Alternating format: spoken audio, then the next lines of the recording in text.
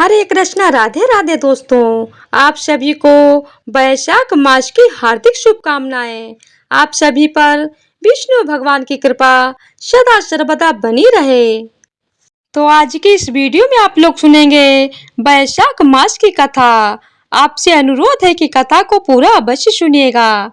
यदि आपने अभी तक चैनल को सब्सक्राइब नहीं किया है तो कृपया चैनल को सब्सक्राइब कर लीजिएगा, ताकि आपको हमारे चैनल पर आने वाली हर व्रत कथाएं सुनने को मिलती रहें। वैशाख मास कथा पूरे महीने करें, इसका पाठ भगवान विष्णु प्रसन्न होंगे।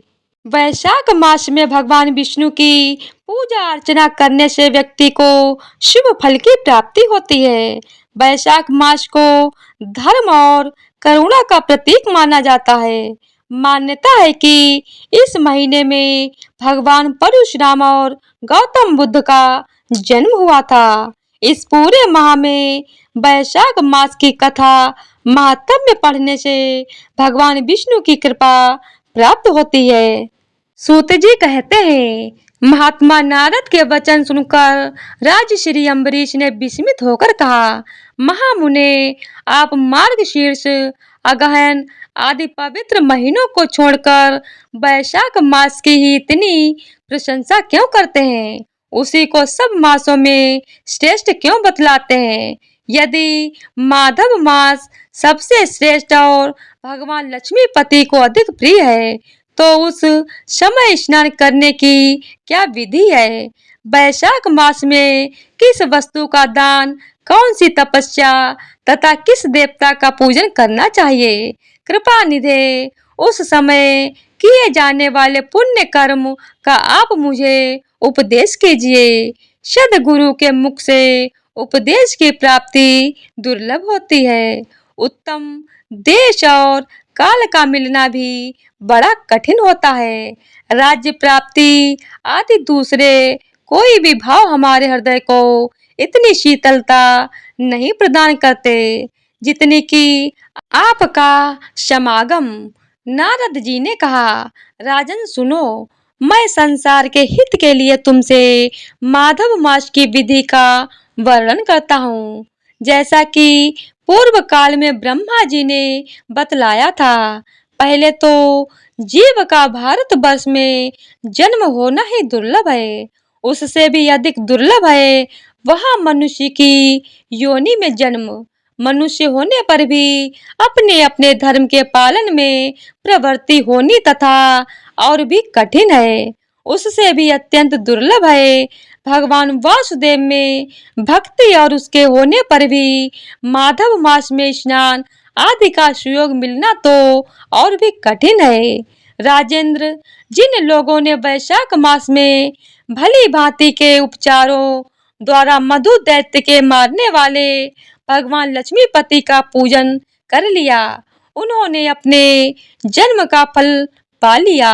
भला कौन सी ऐसी अत्यंत दुर्लभ वस्तु है जो वैशाख के स्नान तथा विधि पूर्वक भगवान के पूजन से नहीं प्राप्त होती? जिन्होंने दान, होम, जप, तीर्थ में प्राण त्याग तथा संपूर्ण पापों का नाश करने वाले भगवान श्री नारायण का ध्यान नहीं किया, उन मनुष्यों का जन्म इस संसार में व्यर्थ ही समझना चाहिए। जो धन के रहते हुए भी कंजूसी करता है, दान आदि किए बिना ही मर जाता है, उसका धन व्यर्थ है।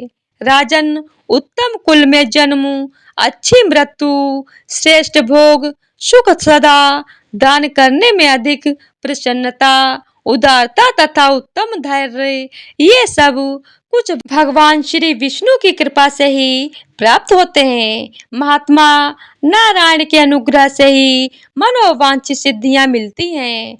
जो कार्तिक में, माघ में तथा माधव को प्रिय लगने वाले वैशाख मास में स्नान करके मधुहंता लक्ष्मीपति दामोदर की विशेष विधि के साथ भक्ति पूर्वक पूजा करता है और अपनी शक्ति के अनुसार दान देता है, वह मनुष्य इस लोक का सुख भोग कर अंत में श्री हरि के पद को प्राप्त होता है। भूप जैसे सूर्योदय होने पर अंधकार नष्ट हो जाता है। उसी प्रकार वैशाख मास में प्रातः स्नान करने से अनेक जन्मों की उपार्जित पाप राशि नष्ट हो जाती है। यह बात ब्रह्मा जी ने मुझे बताई थी। भगवान श्री विष्णु ने माधव मास की महिमा का विशेष प्रचार किया है।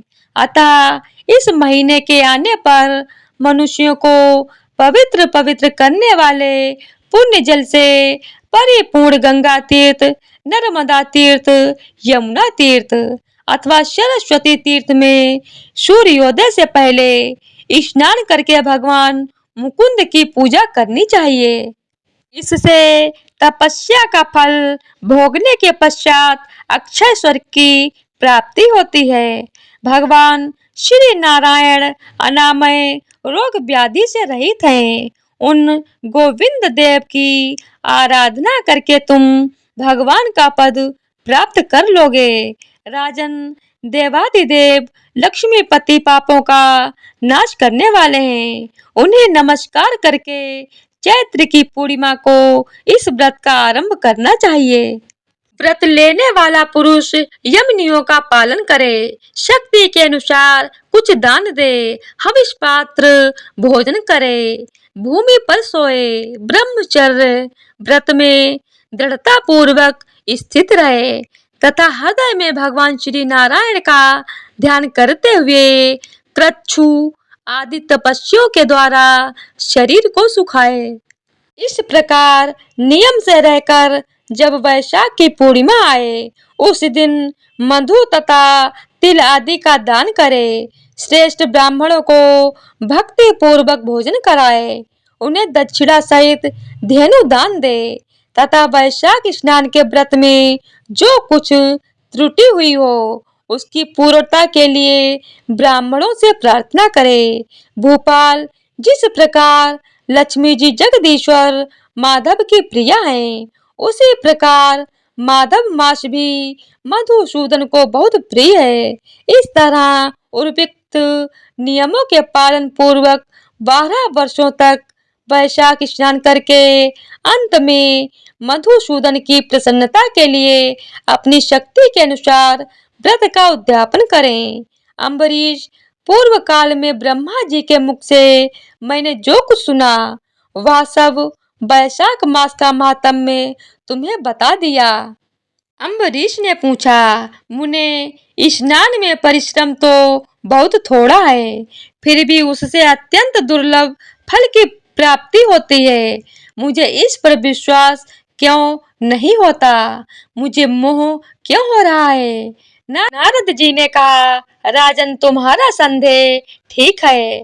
थोड़े से परिश्रम के द्वारा महान फल की प्राप्ति असंभव सी बात है। तथापि इस पर विश्वास करो, क्योंकि यह ब्रह्मा जी की बताई हुई बात है। धर्म की गति सूक्ष्म होती है, उसे समझने में बड़े बड़े पुरुषों को भी कठिनाई होती है। श्री हरि की शक्ति अचिंत है, उनकी कृति में विद्वानों को भी मोह हो जाता है। विश्वामित्र आदि क्षत्रिय थे, किंतु धर्म का अधिक अनुष्ठान करने के कारण वे ब्रह्मत्व को प्राप्त हो गए। अतः धर्म की गति अत्यंत सूक्ष्म है। भूपाल, तुमने सुना होगा, अजामिल अपनी धर्म पत्नी का परित्याग करके सदा पाप के मार्ग पर ही चलता था। तथापि मृत्यु के समय उसने केवल पुत्र के स्नेहवश नारायण कहकर पुकारा। पुत्र का चिंतन करके नारायण का नाम लिया, किंतु इतने से ही उसको अत्यंत दुर्लभ पद की प्राप्ति हुई।